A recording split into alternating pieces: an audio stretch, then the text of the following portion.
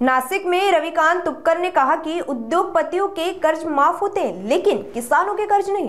उन्होंने आरोप लगाया कि बैंक और माइक्रो फाइनेंस कंपनियां अवैध वसूली कर रही है, जिससे किसानों के घर और परिवार प्रभावित हो रहे हैं। तुपकर ने चेतावनी दी कि राज्य भर में बड़े आंदोलन का आयोजन किया जाएगा और किसान कर्ज माफी का मुद्दा प्रमुख रूप से उठाया जाएगा। सामान्य महिलांना त्रास देण्याचा प्रयत्न करतात, हे कदापि आम्ही खपून घेणार नाही।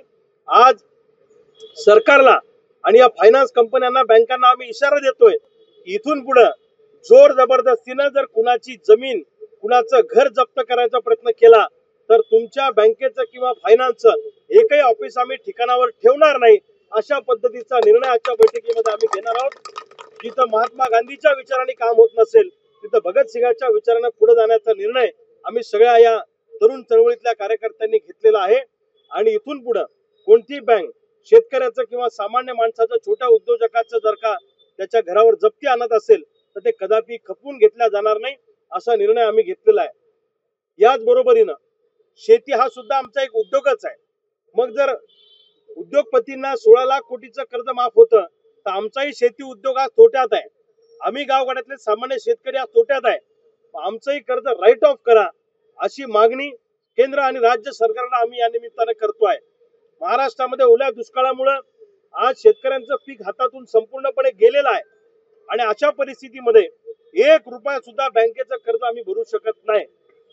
सरकारने शेतकऱ्याच्या बाबतीत 30 जून 2026 ची तारीख कर्जमाफीसाठी दिलेली आहे, परंतु याच्यामध्ये सरकार हातचलाखी करण्याचा प्रयत्न करत आहे। यामध्ये परदेशी नावाचे जे त्यांचे सचिव आहेत मुख्यमंत्र्यांचे, त्यांच्या अध्यक्षतेखाली शेतकऱ्यांच्या कर्जमाफीसाठी एक समिती नेमली आहे। म्हणजे त्यामध्ये निकष लावणार, जाचक लावणार आणि जास्तीत जास्त शेतकऱ्यांना त्याचा लाभ कसा मिळणार नाही याच्यासाठी सरकार प्रयत्न करणार आहे। मला सांगा, आज सरकारजवळ पैसे नाही असं जर सरकार म्हणत असेल तर सरकारच्या तिजोरीत पैसा नाही, लाडक्या बहिणीचं नाव दाखवता। अरे लाडक्या बहिणीला जातात किती पैसे? 46,000 कोटी रुपये जातात। आता तुम्ही कमी केले त्यामुळे अजून कमी जात असतील, पण इतर प्रोजेक्टवर तुम्ही पैसे किती खर्च करता?